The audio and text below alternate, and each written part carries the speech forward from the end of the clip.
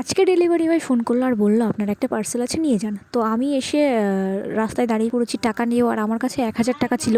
কিন্তু এখানে এসেছে ৬টা পার্সেল, আমার ৮টা অর্ডার ছিল, কিন্তু উনি ফোন করে বলেছিল যে আপনার একটা পার্সেল আছে।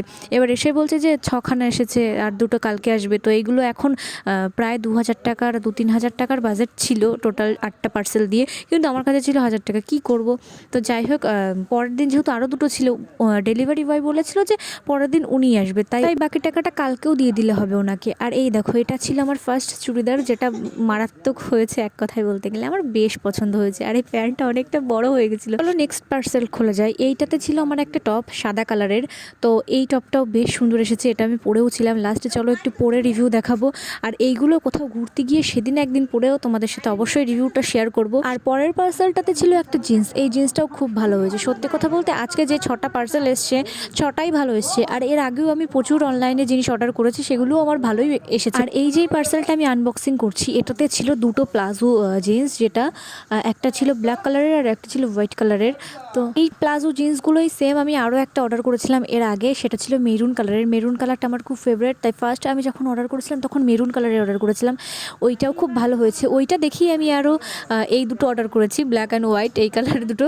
তো যাই হোক, ভালো এসেছে। আর এই যে বক্সটা দেখতে পাচ্ছ না, এটা ছিল দিদির পার্সেল। এগুলো বাথরুমে রাখার জন্য দিদি অর্ডার করেছে, এটার নাম আমি সঠিক জানি না।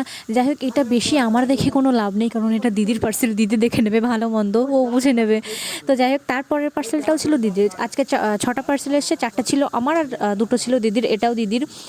লাস্টে দিদির দুটোই খুলেছিলাম আমি। এইটার ভেতরে ছিল যে তোমার মশলার যেই কৌটাগুলো হয় না, ওইগুলো দুটো এসেছিলো। এখানে আছে 8খানা সেট, টোটাল 8টা বক্স আছে।